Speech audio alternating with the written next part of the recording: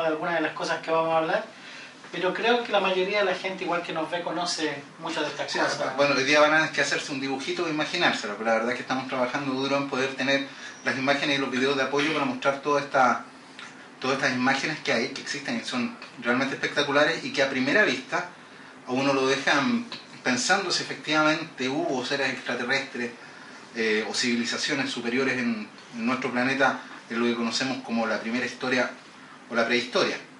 Hoy, a propósito de, aunque ustedes saben que nosotros siempre nos reímos de sus anuncios y sus comentarios apocalípticos, lamentamos que Juan Andrés Alfate haya sido detenido involucrado en un caso delictivo, aun cuando aún nada de eso está claro, pero de todas maneras decirles que lamentamos que haya llegado a una situación como esa. Pero, por lo demás, insistimos en que la verdad siempre está de la mano de la ciencia, no de creencias sin ningún tipo de asidero. Así que, don Juan, hoy vamos a hablar de paleoastronáutica. La palabra ya es difícil, pero claro, si usted piensa que en esos dibujitos que se han mostrado de mayas conduciendo naves espaciales, las líneas de Nazca, ovnis o aparatos voladores aterrizando en pistas en la Antártida y en otros lugares que fueron diseñadas hace cientos de miles de años, bueno, de eso vamos a hablar. Sí, bueno, yo creo que el problema fundamental del tema ovni, siendo el tema ovni uno de los temas más interesantes en nuestro siglo, creo que es un tema que merece ser estudiado en profundidad. El tema ovni es algo que realmente está llamando la atención de muchos gobiernos que hoy día están poniendo, digamos, o están colocando todo su esfuerzo en crear ciertos organismos que sirvan para dilucidar un poco este problema. De hecho, Sudamérica es el pionero en el mundo, digamos, y Chile entre ellos, que en estos momentos está, digamos, con un organismo oficial investigando este tipo de fenómenos. Sin embargo, a veces el tema de los ovnis se empaña porque hay muchas cosas aledañas a los ovnis. Las apariciones marianas, la Biblia, un poco de estos temas como el chupacabras, por ejemplo, que son... Y van ensuciando un poco, claro, el tema del ovni en sí mismo. No sé si ensuciando, pero sí es como el aliño de la comida, ¿ya? Pero que a veces no le deja un buen sabor. Correcto. No sé si me entienden.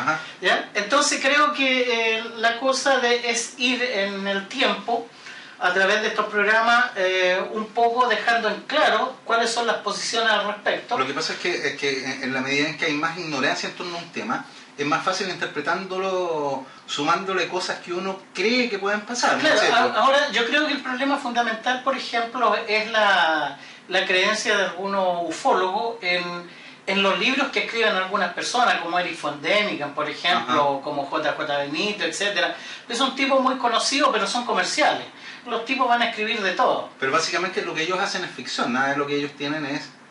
Lo que pasa es que las narraciones que ellos hacen se basan en hechos reales, en cosas que sí existen. Ahora, el problema es la interpretación de lo que ellos ven, porque ellos lo van a interpretar a su modo, pero están lejos, digamos, de ser especialistas en arqueología o en paleontología o en alguna rama científica que pueda en algún momento, digamos, dejar claro esta problemática. De hecho, ya la palabra, por ejemplo, paleoastronáutica, paleo se usa mucho en paleontología porque paleo significa antiguo. Correcto. Entonces, paleoastronáutica significa que ya tenemos una astronáutica en el pasado, y eso ya te está llevando a través de esa idea, ¿cierto?, a tener un concepto mental antes de ni siquiera de empezar el tema. ¿Ya? Por un lado. Por otro lado, también es conocido como neoarqueología, ¿ya?, en otros círculos. Pero la neoarqueología, neo viene del griego nuevo, sí, y arqueología, bueno, de la ciencia arqueológica que nosotros conocemos. Pero no existe la neoarqueología como ciencia. Existe la arqueología. O sea, y la antropología. El nombre suena bonito, suena como una tendencia, claro, como un claro, pero en el fondo no es nada, porque no existe como ciencia. Y por otra parte, también se le ha llamado astroarqueología. Sí, eso lo he visto mucho en internet. Y astroarqueología viene de los astros, se supone Lo que pasa es que el concepto encierra en sí el que en el pasado haya existido intervención de alguna naturaleza externa a la Tierra. Por lo tanto, en esta intervención habrían sido, por ejemplo, en la gran construcción de las pirámides, en la construcción de los Moai en nuestra isla de Pascua, no sé, y en una multitud, digamos, de hechos arqueológicos netos. Y en cualquier construcción que parezca difícil de construir para el hombre. Claro, ahora supone la intervención, ¿cierto?, de estos extraterrestres, pero no solo en la parte arquitectónica, sino que habrían intervenido también en la parte social de la humanidad. De hecho, algunas personas, digamos, piensan de que la inteligencia del hombre se alcanzó por una intervención extraterrestre. O sea, que nosotros no habríamos sido brutos todo el tiempo y no habríamos tenido el grado de inteligencia que hoy día tenemos. Que el grado que hoy día tenemos es el producto, digamos, de una evolución de más de 3 millones de años. Entonces, o sea, no nos hicimos inteligentes en este siglo. No, absolutamente que no. Y te aseguro que muchos siglos hacia atrás tampoco, ¿ya? Así que la astroarqueología sería como una especie de intromisión. Sería como explicar cualquier fenómeno poco explicable, claro, o que no nos tinque mucho darle atribución a estos seres. Claro, sería una intromisión de alguna cultura alienígena, por así decirlo, en la historia humana. Correcto. El problema es que dado todos los elementos de las construcciones megalíticas que nosotros tenemos, esta supuesta intervención se habría venido produciendo en diferentes etapas de la historia humana. Estamos hablando que desde esto habría empezado a suceder tal vez con la construcción de Stonehenge, que es una construcción megalítica muy antigua. De hecho se remonta a los tiempos de los druidas y a la cultura celta y a toda esta cultura. ¿De qué estamos hablando aproximadamente? Bueno, ahí estamos hablando, digamos, unos 2.000, 3.000 o a veces 4.000 años antes de Cristo. De hecho, claro, de hecho hay construcciones muy antiguas, digamos. Ya vamos a ir viendo más o menos la fecha en que estos acontecimientos se han dado. Hasta las construcciones prehispánicas que nosotros tenemos en América, sobre todo las de Centroamérica y Perú. Por lo tanto, el hecho de esta intervención en cada uno de estos hechos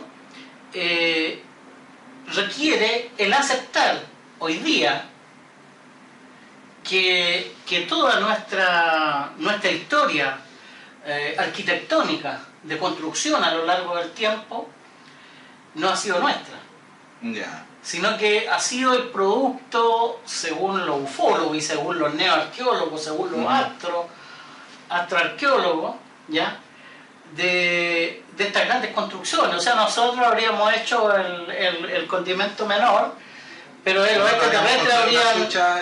Claro, y ellos habrían construido, ¿cierto?, la grande... O sea, hace, no sé, pues los mayas eran retontos, entonces no eran capaces de construir una pirámide.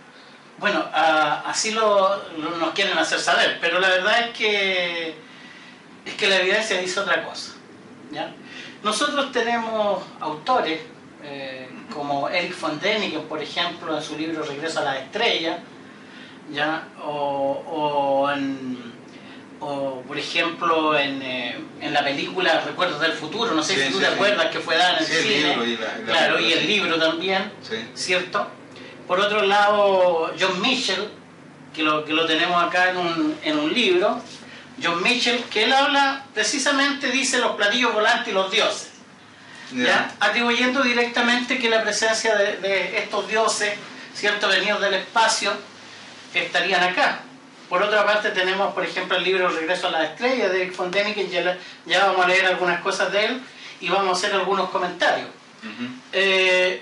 Bueno, y así como J.J. Benítez, otros más modernos, y en Chile Juan Santander Batalla, que escribió un libro relacionado más bien con la intervención supuesta de extraterrestres durante la Biblia. Correcto. Eso ya lo vamos a discutir. Ahora, nosotros no podemos negar de que hay cosas raras, de que han ocurrido eventos raros, y tal vez no tengamos hoy día, por falta de investigación científica, ¿cierto?, todas las respuestas.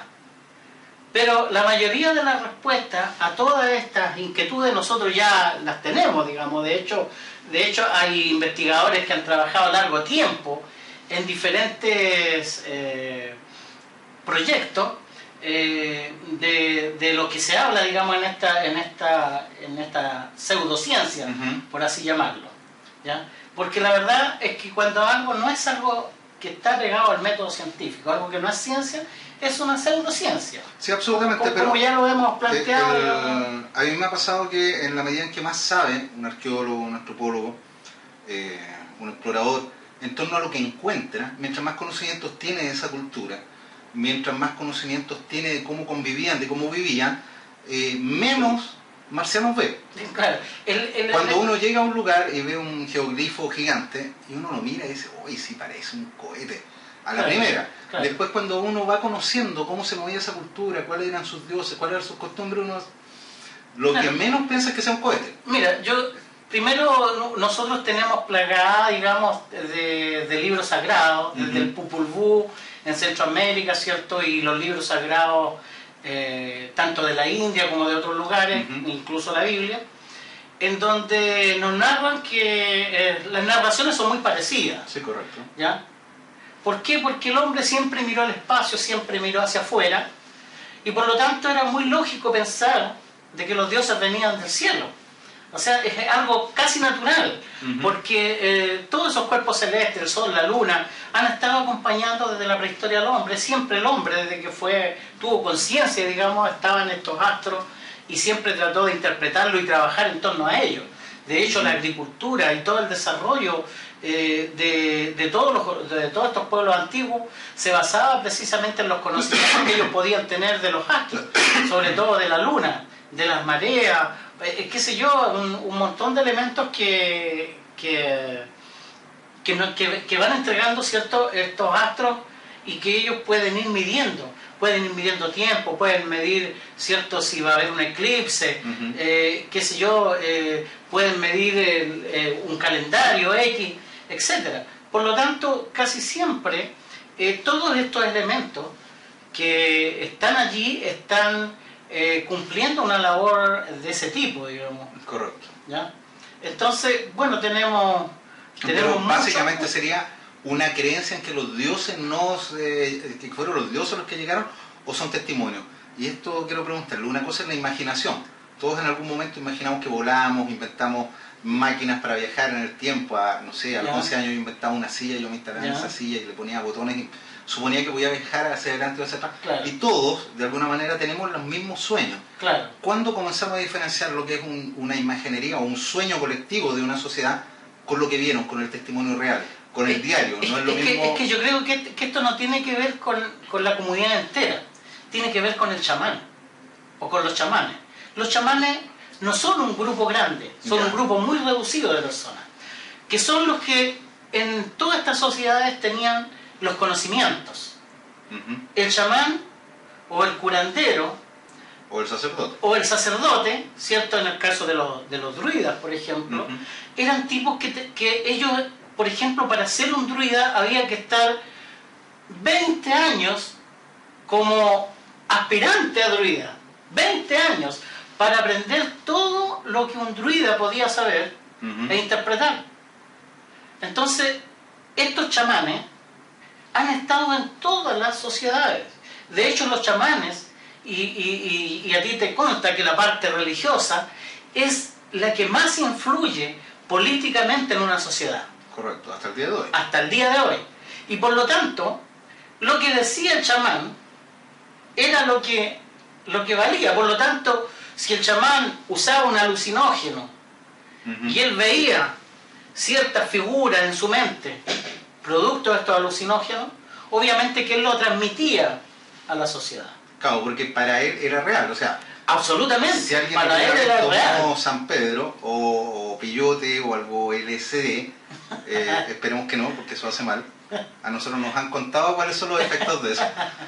Y los efectos de eso son pero total y absolutamente reales. Y incluso se ocupó la investigación psiquiátrica y psicológica, todavía se ocupa en algunos experimentos. Bueno, basta leer a Castaneda, digamos, con el estudio que hizo de algunos chamanes centroamericanos, digamos, con el uso del peyote. O sea, yo creo que ahí está muy claro, digamos, una investigación que él hizo, y fue una investigación in situ, porque Castaneda, a mí me consta que se le ha volado varias veces para poder, digamos, él también observar estos efectos y escribir los libros que él escribió. Pero creo que la interpretación de muchas cosas, de estas divinidades venidas del espacio, partieron, digamos, desde el chamán hacia la comunidad, y la comunidad la hizo de ella. Y no al revés. Y no al revés, no al revés. Yo pienso siempre que en el caso de nuestra cultura, siempre ha estado guiado por los sacerdotes. De hecho, por ejemplo, el mismo Egipto. O sea, el faraón no le hacía caso a la reina, le hacía caso al sacerdote. Si el sacerdote le hacía algo, eso es lo que se hacía, porque era el consejero, era el que estaba en contacto con los dioses. Bueno, de todas maneras, además eran los dueños de la ley, o sea, ellos sabían escribir y eran de los pocos que sabían escribir. Exactamente. Entonces, o sea, ellos, claro, lo que pasa... Eran los científicos de aquellos años. Claro, exactamente, los alquimistas de aquellos años. De hecho, por ejemplo, nosotros tenemos en nuestra cultura mapuche al amachi. Uno dice el amachi, pero en realidad no es ni mujer ni hombre. No hay un sexo claro, digamos, claro. Y ella es la que hacía los rituales. Y se subía, digamos, por este tronco de madera con estados de alucinógenos también, en donde ella entraba en contacto con estas deidades, y eso transmitía también al pueblo, digamos. Varios saludos primero, y una muy buena pregunta y una acotación. Saludan Cielo, GB, Pipo, Red. GB dice: hola don Juan, desde Argentina, su amiga GB. Sí. Gloria está saludando. De Argentina. Bueno, precisamente ella tiene una radio. Gloria tiene una radio y ha transmitido parte de lo que nosotros estamos haciendo. Ella, en un muy bonito gesto, ¿cierto?, ha publicitado nuestro programa. Qué bien. Por lo cual le devolvemos la mano, ¿cierto? Porque absolutamente. Ella es una persona que siempre está pendiente, digamos, de las cosas que nosotros estamos realizando constantemente. Y ella tiene un programa que se llama En Otra Dimensión GB. ¿Ya? ¿Por qué GB? Porque ella es Gabriela Bravo, y resulta de que ella en su programa también tiene un programa de ufología. Y también el programa de ufología de ella me dice: mira, yo no creo en todo y también soy crítica, así que voy a estar viendo tu programa para poder opinar y todo esto. Qué bueno, porque ella misma nos dice que, primero nos aclara que el LSD no se usa dentro del verdadero chamanismo. No, eso lo dijiste tú, yo no hablé de LSD. Yo, porque no tengo idea. El LSD yo sé que lo ocuparon en el experimento psicológico y psiquiátrico, especialmente a mediados de los 60, pero del chamanismo no tengo idea. Yo soy absolutamente un preguntón nomás acá. Y nos explica que pasa que cuando se hace el uso de alucinógenos, el cuerpo se separa del alma y del espíritu. Por ende, se puede viajar mucho más allá de lo pensado y puede traer incluso mensajes tergiversados. Bueno, pero a eso nos estábamos refiriendo recién, digamos.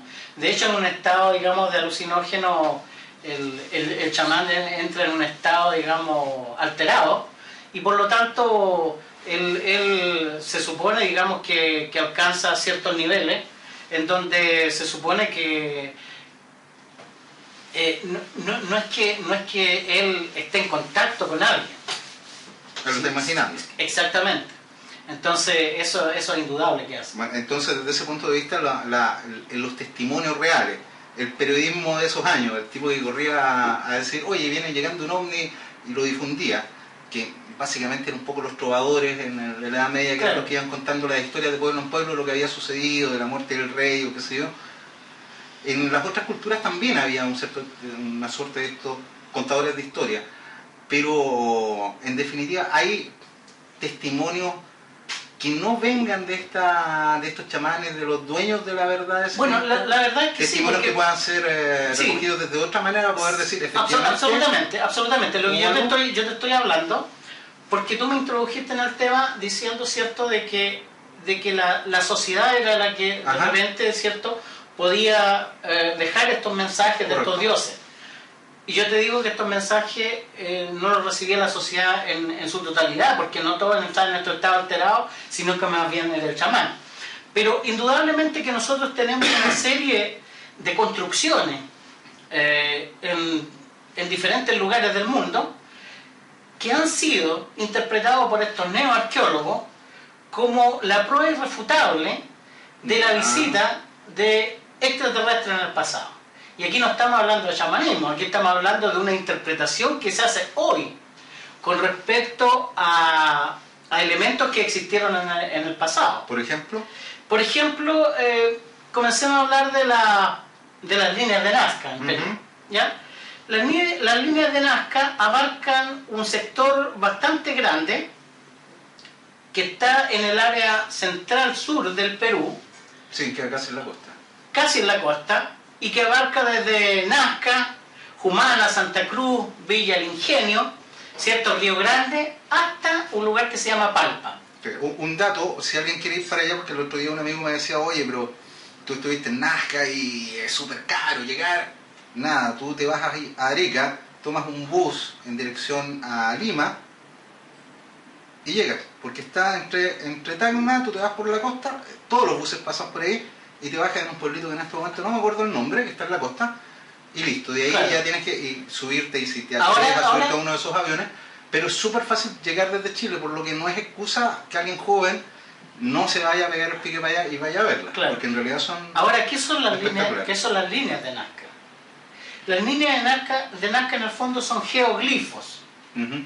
¿Qué es lo que es geoglifo? Geo viene de tierra y glifo de escritura, del griego. Por lo tanto, geoglifo es una escritura en la tierra, pero en este caso no son escrituras, sino que son dibujos. Y son dibujos más bien casi todos zoomorfos. O sea, todos representan animales. Y algunas excepciones que representan también hombres. Pero generalmente hay aves,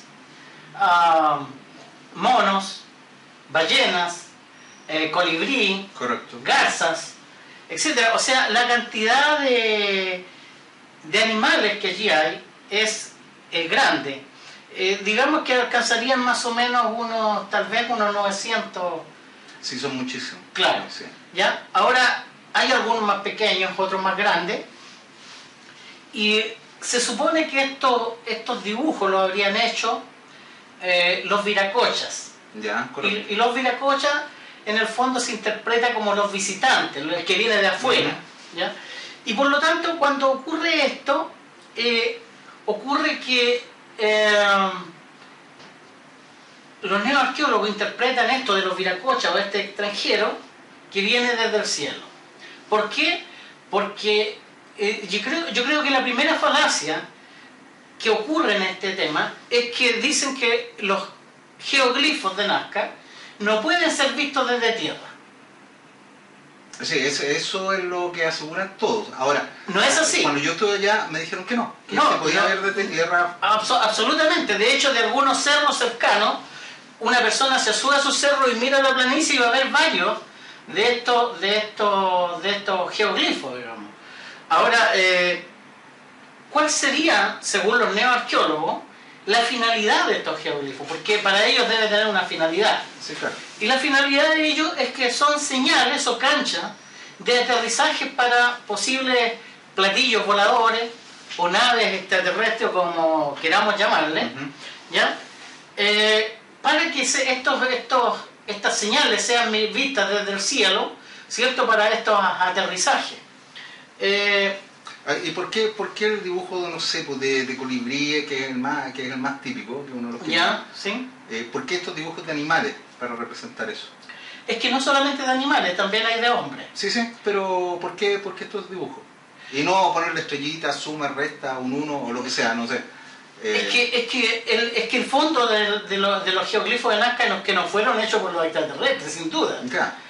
Habrían hecho cualquier otra cosa y ahí en vez de hacer todo esto, este zoológico de animales, Ajá. ¿cierto? Que está ahí. Por ejemplo, nosotros tenemos dibujos de una araña que mide 46 metros, o sea, estamos hablando de dibujos realmente grandes. El colibrí, por ejemplo, mide 110 metros. Sí. O sea, son figuras realmente gigantescas y que se han conservado en el tiempo, dada que en el lugar donde están construidos todos estos geoglifos, hay una muy baja pluviosidad. O sea, la lluvia es absolutamente mínima. Entonces, eso ha permitido la conservación. Y dentro de estos geoglifos, el que alcanza el récord de la garza, que tendría 280 metros de largo. ¿Ya? No estamos hablando del ancho, porque este es un animal que tiene volumen. ¿Ya?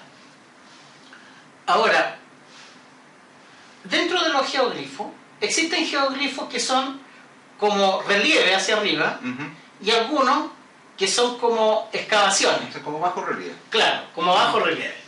Entonces, los de Nazca son relieves. O sea, están hechas las figuras de una piedra que tiene una cierta oxidación y por lo tanto cada uno de los trazos están hechos de estas piedras que afortunadamente se han conservado en el tiempo. Ha habido obviamente reparación de muchas de estas líneas, sobre todo por Marie Reicher, que fue una investigadora alemana que dedicó su vida a estudiar los geoglifos de Nazca. La gran pregunta, si no fueron extraterrestres los que lo hicieron, ¿quién lo hizo y para qué? ¿Qué es lo que dice la ciencia sobre eso? Bueno, primero determinemos que los geoglifos de Nazca se remontarían primero entre los 200 y los 600 años después de Cristo. Ya. O sea, no son demasiado antiguos. Hay un astrónomo, respondiendo a tu pregunta, de apellido Kosor, que dice de que en realidad todos los dibujos de Nazca representarían una especie de calendario cósmico, ¿ya? Tipo zodiaco, pero con animales, ¿cierto?, que están en nuestro alrededor, digamos, en la parte americana, ¿ya? Marie Reicher, por otro lado, que es esta investigadora alemana que dedicó mucho tiempo, de hecho yo creo que es la más destacable de todos los investigadores que trabajaron en esta parte, porque ella cumplió una labor de protección, de reparación y además de una investigación muy fuerte que ella realizó, y ella lo interpretó simplemente como un calendario, en donde los indígenas de ahí podían ver ciertas cosas, ¿cierto?, para determinar solsticios, para determinar equinoccios. ¿Qué cultura efectivamente lo hizo? ¿Fueron los incas? No, muy anterior. De hecho hay una cultura que se llama cultura Nazca. Ya. Y ellos habrían sido los que habrían hecho esto. Algunos dicen que podría ser más antiguo, pero los fechados con respecto a lo que ahí se ha encontrado es de los 200 a los 600 años después de Cristo. ¿Y ahí quién habitaba en ese sector? O sea, ¿quién se le ocurrió ir para allá? ¿O había una civilización viviendo cerca del mar que no estaba demasiado lejos? Bueno, de hecho se han encontrado, digamos, algunos elementos arqueológicos cercanos. Ahí ya vamos a entrar en otro escabroso interpretación que hay de una zona ahí, en donde sí hay una cultura que se llama cultura Nazca, donde se han encontrado utensilios de greda con dibujos, digamos, incluso muchos de los dibujos que están ahí puestos también están en la cerámica. ¿Ya? También en un momento se interpretó como que era un elemento de entretención para las poblaciones. ¿Qué significaba esto? que eran poblaciones que estaban situadas en un lugar donde no había mucho de entretención. Entonces esto sería una especie de competencia entre diferentes grupos poblacionales en hacer esta figura. Ya. Que también podría ser, o sea, entre todas las interpretaciones que hay, ¿por qué no? ¿Cierto? O sea, como era la competencia del año, la competencia de pintura, así que cada Claro. pueblo iba y dibujaba Claro. Otro investigador, por otro lado, dijo que representaba un telar gigante, que era una especie de un solo paño gigante, que se habían hecho todos esos dibujos en una especie de telar terrestre. Digamos. Ya, pero ¿por qué esas dimensiones? ¿Por qué vamos a hacer algo gigantesco, tremendamente gigantesco, si en la cultura general incaica no existen esos dibujos gigantescos en Bueno, otras si áreas? existe, si aquí estamos hablando de que hay. Y Pero no solamente, ya vamos a hablar de otro, que Ahí está está. muy cerca de esta zona también. Que también se representa con dibujos gigantes. También se representa con dibujos gigantes. Pero entonces, fíjate que hay una otra interpretación que han hecho unos investigadores últimamente, es que las líneas de Nazca señalarían sitios de aguas subterráneas. Y de hecho coincide que muchas de las líneas marcan lugares con aguas subterráneas o con manantiales subterráneos. ¿Y eso está probado o es una simple teoría?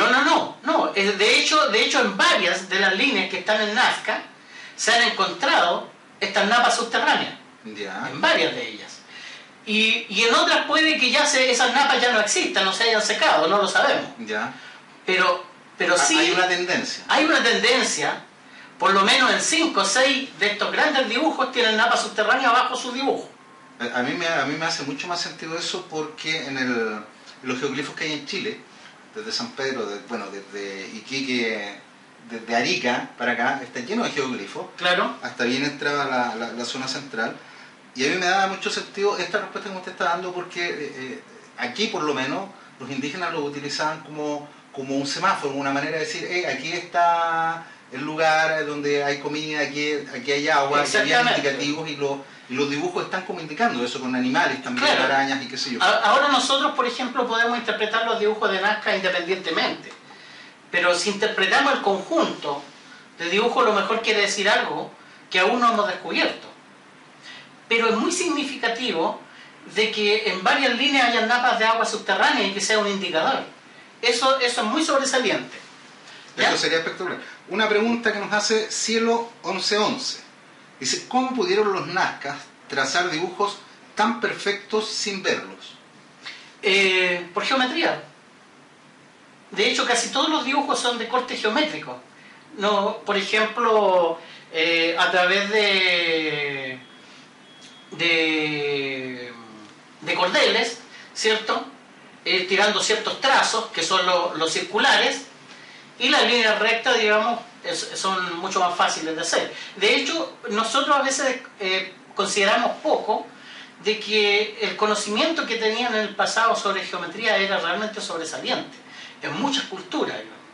De hecho, nosotros, por ejemplo, en el calendario azteca, es muy preciso, y es tan preciso que es el más preciso de todos los calendarios con respecto al nuestro. Entonces, estos tipos eran realmente inteligentes, eran astrónomos. No es que un calendario de ese tipo lo haya traído un extraterrestre. No, los tipos de acá lo hicieron, eran muy inteligentes. Entonces, y ya vamos a ver otros elementos que se hicieron en los tiempos de Grecia con mecanismos extraordinarios y que lo hicieron los griegos.